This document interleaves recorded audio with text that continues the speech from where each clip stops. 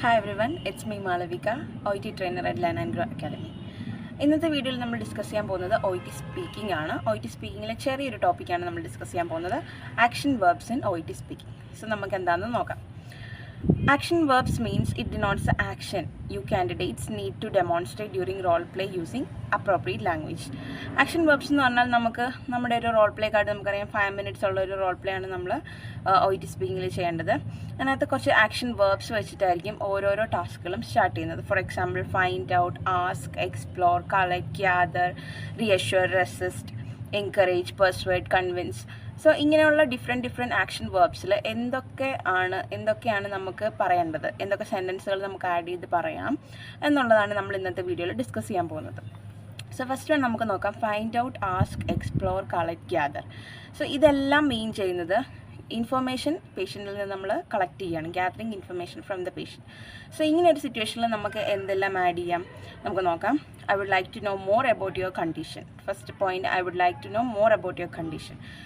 If you don't mind me asking. നമുക്ക് എന്തെങ്കിലും ഒരു കാര്യം ആണ് അവരുടെ അടുത്തു നിന്ന് ഗ്യാദർ ചെയ്യേണ്ടത്, കളക്ട് ചെയ്യണമെങ്കിൽ നമുക്ക് if you don't mind me asking ചോദിക്കാം.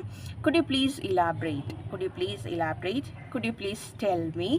I need some more information from you. I would like to ask you some questions about. So നമുക്ക് എന്തെങ്കിലും കുറച്ച് ഡീറ്റെയിൽസ് അല്ലെങ്കിൽ ഹിസ്റ്ററി പേഷ്യൻറ്റിനോട് അടുത്തുനിന്ന് കളക്ട് ചെയ്യണമെന്നുണ്ടെങ്കിൽ നമുക്ക് സ്റ്റാർട്ട് ചെയ്യേണ്ടത് ഈ സെൻറ്റൻസുകളൊക്കെ വെച്ച് നമുക്ക് സ്റ്റാർട്ട് ചെയ്യാം. I would like to know more about your condition.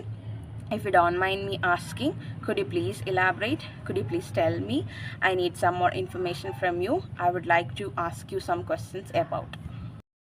Next നമ്മൾ കോമൺ ആയിട്ട് യൂസ് ചെയ്യുന്ന ആക്ഷൻ വെർബ് എന്ന് പറയുന്നത് നമുക്ക് പേഷ്യൻറ്റിനോട് കുറച്ച് ഇൻഫർമേഷൻസ് കൊടുക്കണം.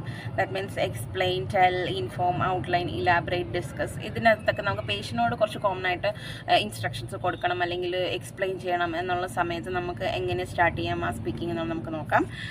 I will tell you everything in detail. I would like to explain the procedure to you. Don't worry, I will take you through the different treatment options. If you don't mind, I would like to discuss the importance of. Please be relaxed, I will give you an outline of the procedure. So ഇങ്ങനെയുള്ള ഒരു സെൻറ്റൻസുകൾ നമുക്ക് use ചെയ്യാം. നമുക്കൊരു procedure explain ചെയ്യണം അല്ലെങ്കിൽ treatment ഓപ്ഷൻസിനെ പറ്റി പറയണം അല്ലെങ്കിൽ എന്തെങ്കിലും എക്സ്പ്ലനേഷൻസ് കൊടുക്കേണ്ട സമയത്ത് നമുക്ക് യൂസ് ചെയ്യാം. വൺസ് അഗൈൻ ഞാൻ ഒന്നുകൂടെ വായിക്കാം. I will tell you everything in detail. I would like to explain the procedure to you. Don't worry, I will take you through the different treatment options. If you don't mind, I would like to discuss the importance of. Please be relaxed, I will give you an outline of the procedure. Next നമുക്ക് OET സ്പീക്കിങ്ങിൽ common ആയിട്ട് തരുന്ന ടാസ്ക്കാണ് പേഷ്യൻറ്റിന് ഒരു over weight ആയിട്ട് വന്നിരിക്കുന്ന പേഷ്യൻ്റാണ്. So പക്ഷേ patient exercise ചെയ്യാറില്ല അല്ലെങ്കിൽ diet follow ചെയ്യുന്നില്ല അല്ലെങ്കിൽ മെഡിക്കേഷൻസ് റെഗുലറായിട്ട് എടുക്കുന്നില്ല. അങ്ങനെ ഒരു സിറ്റുവേഷനിൽ നമുക്ക് പേഷ്യൻറ്റിന് അതിൻ്റെ ഇമ്പോർട്ടൻസ് പറഞ്ഞു കൊടുക്കണം. സോ അത് സ്ട്രെസ് ചെയ്ത് പറയണം അതിൻ്റെ ഇമ്പോർട്ടൻസ് എന്താണെന്നുള്ളത്. സോ അങ്ങനെ ഒരു ടാസ്ക് തരുമ്പോഴത്തേക്കും നമുക്ക് വരുന്ന ആക്ഷൻ വെർബ്സ് ആണ് emphasise, reinforce, stress, underline. So ഇങ്ങനെ ഒരു സിറ്റുവേഷൻ, ഇങ്ങനെ ഒരു ആക്ഷൻ വെർബ് തരുന്ന ഒരു ടാസ്ക് ആണെങ്കിൽ നമുക്ക് എങ്ങനെ സ്റ്റാർട്ട് ചെയ്യാം നമുക്ക് നോക്കാം. Let's look at the importance of doing exercises every day. It is significant to take the medications on time. Please ensure that you follow the instructions given by the doctor. It is to be noted that you refrain from any strenuous activities.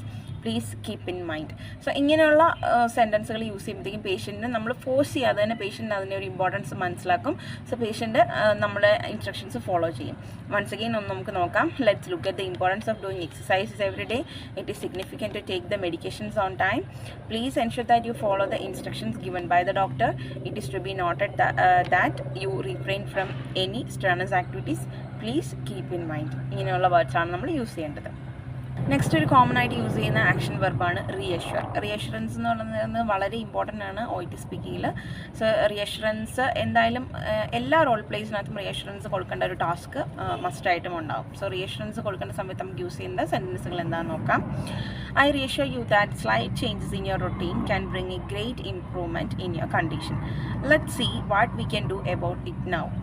I will definitely provide all the assistance you may need. അപ്പോൾ patient reassurance കൊടുക്കുകയാണ്. പേഷ്യൻറ്റിൻ്റെ ഒരു നമ്മൾ അതിൻ്റെ importance മനസ്സിലാക്കി നമ്മൾ കൂടെ നിൽക്കുന്നു എന്ന് കാണിക്കുന്ന കുറച്ച് സെൻറ്റൻസുകളാണിത്. I reassure you that slight changes in your routine can bring great improvement in your condition.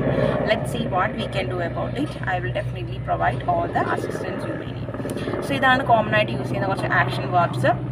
So ഇന്ന് നമ്മൾ ഡിസ്കസ് ചെയ്യുന്നത് കുറച്ച് മോസ്റ്റ് കോമൺ ആയിട്ട് യൂസ് ചെയ്യുന്ന ആക്ഷൻ വെർബ്സ് ആണ്. ആക്ഷൻ വെർബ്സ് ഇനിയും ഒരുപാടുണ്ട് OET സ്പീക്കിങ്ങിൽ. സോ ഈ വീഡിയോ കണ്ടതിന് ശേഷം നിങ്ങൾക്ക് ഏതെങ്കിലും അങ്ങനത്തെ ആക്ഷൻ വെർബ്സ് അതിൻ്റെ സെൻറ്റൻസുകൾ മനസ്സിലാവണം എന്നുണ്ടെങ്കിൽ കമൻറ്റ് ചെയ്യാം. നമുക്ക് നെക്സ്റ്റ് വീഡിയോയിൽ അത് ഡിസ്കസ് ചെയ്യാം. Hope this video was useful. Thank U.